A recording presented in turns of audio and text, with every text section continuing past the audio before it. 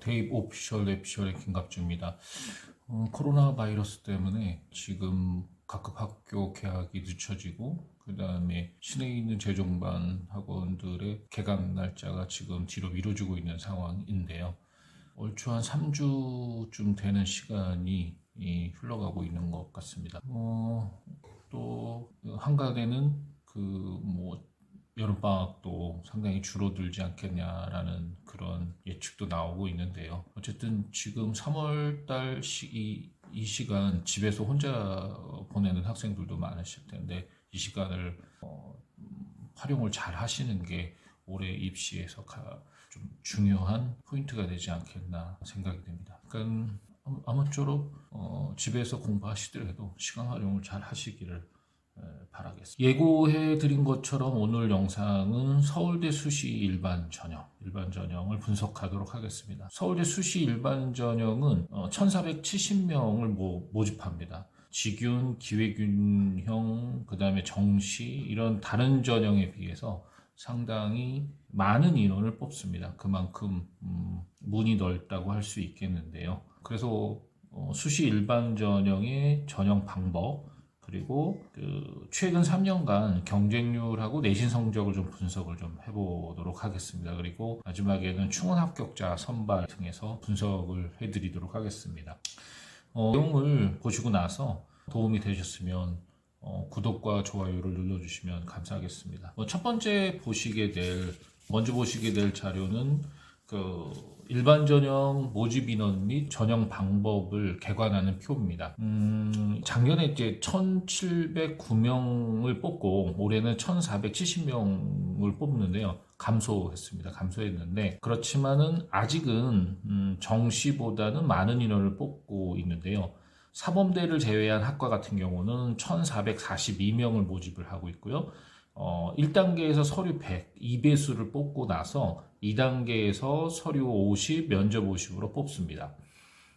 이때 면접은 재심은 활용을 합니다. 그리고 지원자 1명을 여러 명의 면접위원이 평가를 하게 되겠는데요. 제출한 서류를 토대로 해서 추가 질문도 할 수 있고 이런 식으로 평가가 진행이 됩니다. 30분 정도의 내외, 자연계는 한 45분 정도의 답변 준비 시간이 주어지는데요. 준비 시간이 끝나고 답변 시간은 약 15분 정도 주어진다라고 보시면 됩니다. 지균하고 면접 방식이 다르다는 점을 알고 계실 필요가 있겠습니다. 사범대학의 경우는 이제 128명 모집에 1단계에는 서류 100%, 2배수를 뽑고요. 2단계에서 서류 50에 면접 30, 교직 적성 면접으로 20을 선발을 합니다. 여기서 이제 중요한 점은 수능 최저 학력 기준이 없다라는 점인데요. 이게 전형적인 학생부 종합 전형 형태라고 보시면 됩니다. 이 점을 염두에 두고 분석을 이어가도록 하겠습니다. 지금 보시는 자료는 서울대 수시 일반 전형 인문계 3년간의 학과별 합격자 내신 성적하고 경쟁률을 분석한 표입니다. 중간에 보시면 가로친 학과들이 이 두 개 학과가 있죠. 고고미술사학과하고 교육학과가 보여질 겁니다. 기준에서 뽑지 않았던 학과고요. 그 다음에 이제 광역 인문계열로 모집을 했던 학과들이 각각의 학과별로 모집을 합니다. 예를 들면 국어국문학과, 노노문학과, 또 중간에 별표 쳐 있는 미학과 이런 학과들이라고 보시면 됩니다. 2019학년도 중심으로 내신 성적하고 경쟁률을 살펴보도록 하겠습니다. 일단 제가 5위까지 분석을 해봤는데요. 2019학년도에 보면은 1위가 1.3등급으로 사회학과가 1위입니다. 그리고 1.31등급으로 사회교육이 2위. 그 다음에 고고미술사학과가 1.39로 3위. 그 다음에 노노문학과가 1.46으로 4위. 그리고 미학과가 1.49로 5위. 랭킹이 매겨질 수가 있습니다. 근데 역시 이제 직윤과 마찬가지로 경영경제가 5위권 안에 없습니다. 물론 이제 경영이 2018학년도에 보면 1.49로 5위에 들어가 있기는 합니다. 그 다음에 심리학과가 우측에 보시면 1.99로 99등급으로 그 다음에 역사교육이 1.83등급으로 되게 이제 지금 보니까 1.3등급에서 1.99 구간 안에 성적 구간이 형성이 되고 있습니다.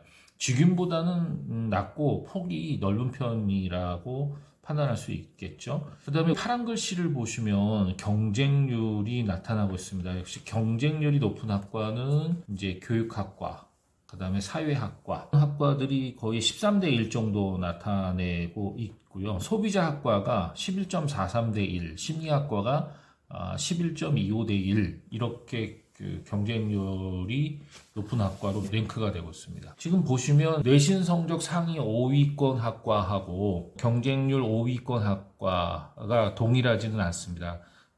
2019학년도 대입해 보시면 사회학과가 내신 성적 컷하고 경쟁률이 같이 높게 나타나는 게 눈에 보입니다. 그리고 이 표 우측 하단에 보시면 전체 학과의 그 평균 성적하고 평균 경쟁률이 보이십니다.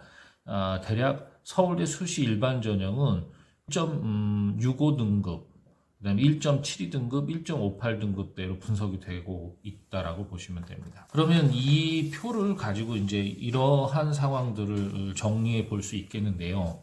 일단은 아까 말씀드린 것처럼 내신 75% 컷, 그 다음에 경쟁률 3개년치를 이제 평균을 다 내본 상태에서 본다면 그래도 이제 서울대 일반 전형을 그래도 안정적으로 써올 수 있는 등급은 1.65 혹은 1.7 요 안에는 내신 성적이 들어가 줘야 한다는 결론을 낼 수가 있겠네요. 그리고 그 내신 컷 5위 안에 들었던 사회학과, 사회교육과, 고고미술학과, 노원어문학과, 미학과, 그 다음에 경쟁률 5위에 들었던 교육학과, 사회학과, 소비자학과, 심리학과, 인류학과 이렇게 경쟁률하고 내신 컷 5위하고 비교를 했을 때 사회학과 같은 경우는 양쪽에 다 5위권 안에 들어갑니다. 근데 이런 경우 사회학과 같은 경우는 경쟁률도 높고 내신도 높게 형성된 케이스라고 보시면 되겠는데 그 평균이 1.65 정도로 본다면 1점 학생들이 어느 정도 좀 눈치 작전을 한 건 아닌가. 이게 눈치 작전이라는 거는 어떤 걸 기준으로 말씀을 드리냐면은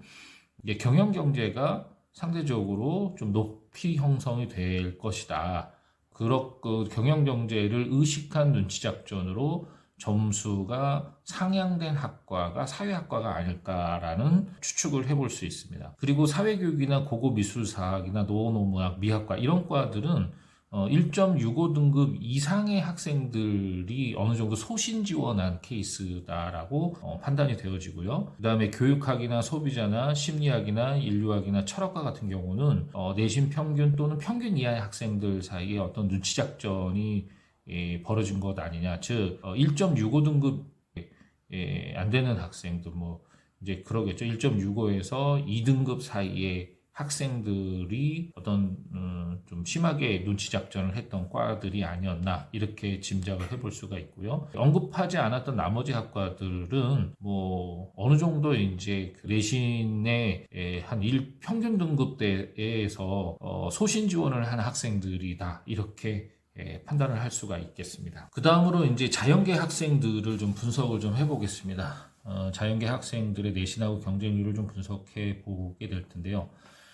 이제 먼저 여기서 한 가지 직윤에서 뽑지 않았던 천문학이 일반계 전형에서는 선발을 합니다. 이제 혹시 천문학과 매니아 학생들이 있으시면 요점을 좀 참고하시고요. 직윤으로 천문학을 뽑지는 않습니다. 2019학년도를 중심으로 내신 성적 5위까지를 먼저 분석해 보면 1위가 1.37등급으로 이제 의예과, 1.4 바이오 시스템 소재 학부가 2위, 그 다음에 천문학이 1.41로 3위, 수학교육이 1.42로 4위, 그 다음에 컴공이 1.49로 5위, 이렇게 랭크가 됐네요. 여기서 이제 의예과 같은 경우는 2018학년도에도 1.46으로 5위 안에 들어옵니다. 보시면. 하지만 가장 많은 인원을 뽑는 기계공학이라든가 전기정보, 그 다음에 화학생물공학부는 5위 안 랭크되지 않았습니다.